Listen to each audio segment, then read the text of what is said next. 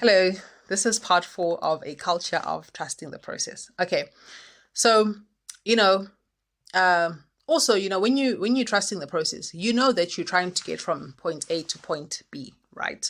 And often it's from a unpleasant or not ideal situation to something which is much more ideal, much more conducive to what you wish to have as your experience on earth. Okay, so you're going to probably be faced with obstacles, like, definitely. Okay, but you just keep going for it, and like I said, in terms of like the other people who you'll encounter who teach you about the process, um there's a lot of people who will present you with like affirmations, right? Where people say affirmations every morning. I will succeed, I will be wealthy, I will be this, I will be that, I am this, I am that, I am wealthy, I am successful, whatever. Those things are good in as much as they remind you of where you're trying to go. Okay, but a lot of people, especially in the spiritual community, treat affirmations like some hocus pocus thing that if you say them enough, the reality that you're saying will happen will just pop from the fifth dimension into the third dimension, and oh, look at all this money suddenly appearing. No, it's a process that requires you to act in order to move the physical world around in such a way that you achieve your goals. It requires action. There's no miracle that's going to happen outside of the laws of physics of the third dimension that we live in. This is a fact. Yes, miracles happen, like that lady I met on the plane. I don't know where that woman comes from. I couldn't find her on the internet. Maybe she was an angel. These things happen, but these are like divine interventions in moments of crisis. It's not the day to day. Okay. The day to day is you and me getting up, choosing our process, choosing our mission, and getting on with it. However, we're going to get on with it that day. Okay. And so, as we trust the process and we don't give up on the process, no matter how difficult it gets, that's when things start to happen that look like miracles, but it's just the fruit of the tree you've been nurturing being born, okay, and coming into visibility in the physical. Okay, then it looks like a miracle, and people are like, oh my God. And then they start calling people who've trusted the process overnight successes. And it's like, no, this is not an overnight success. This is a 10-year slog on a goal that I've been trying to achieve, sometimes even more. Okay, there's no such thing as an overnight success. All right. And I don't know why we even have a concept of an overnight success. This person has been slogging. Yes, it might be that a person gets a big break or a major opportunity that allows them to then flourish and prosper in an incredible way, in an amazing way. But that person has been on that mission for very long. Sometimes from childhood, they've had this vision for their life that they've been working towards, envisioning themselves achieving it and putting in place the building blocks that will allow that vision to materialize in the physical world, okay? From their mind, from their heart, through their actions into the world in which we live, okay? So, you know, people need to understand that affirmations are there to really just be signposts towards your goal. I don't know if maybe it's because this world is deprived of hope because we've been taught to not trust ourselves, not trust each other, not trust that we are safe, not trust that the universe actually loves and cares for us, that this is why people seek these quick hocus pocus fixes. You know what I'm saying? But I think if we are people who trust the process and keep at it, we then become examples of hope, because it does. You have to be a optimistic person who believes in themselves, who has something even more than hope. It's faith in yourself, that you are going to achieve this, then you revive the hope in people, which then I think will manifest into faith, which drives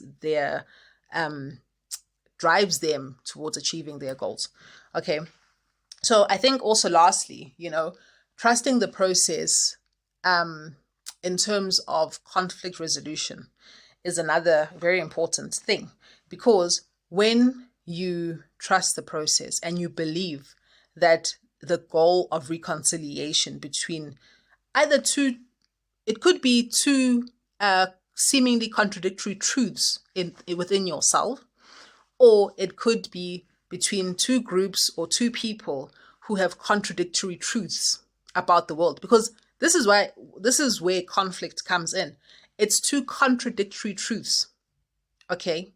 Now, if people have to live together, like in one country there's a civil war, those two contradictory truths have to be reconciled, but it's not going to happen overnight. You know what I mean? There has to be a process. There has to be a goal envisioned, which is reconciliation, but then a process embarked upon, which will have setbacks, which will be very painful, which will require people to heal, to heal what it is that is within themselves that does not allow them to see the other person as a reflection of themselves.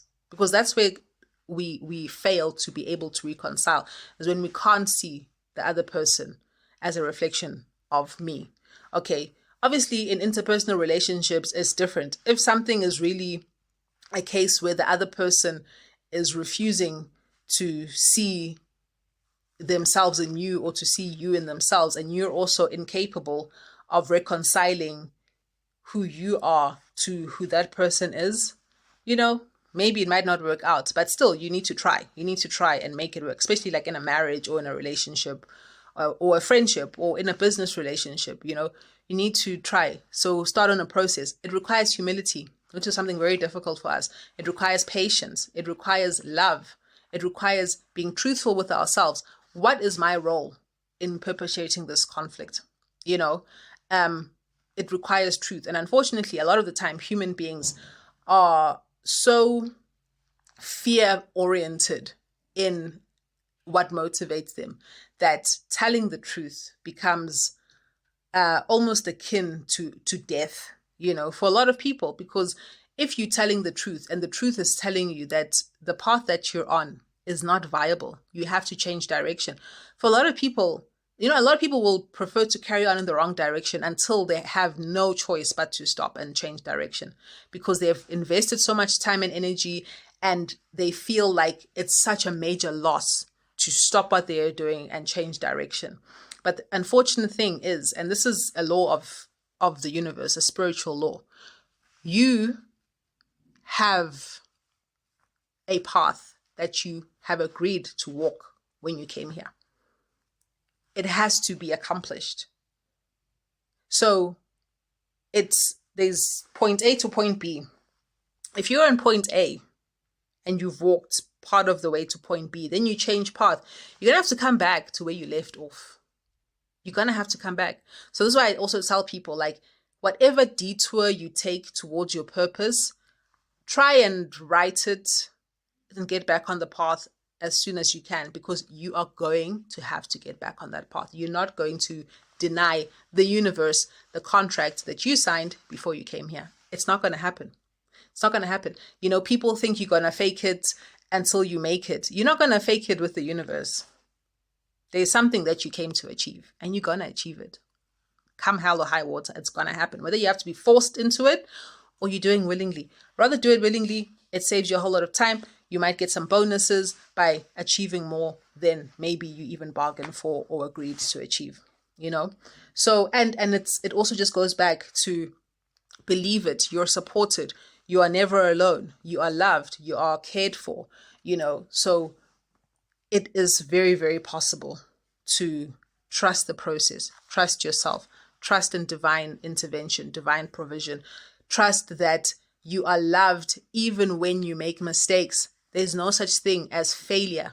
It's not the end. It's never the end. It's never too late as well to change course. All these things where we get told so fatalistic, it's failure, it's the end, there's nothing we can do. Impossible. It's impossible that could be the case, because you are an infinite being who exists in your real form beyond time and space. So how can you suddenly be limited by time and space in this material world? Okay, so let's take ourselves seriously and trust the process. Thank you.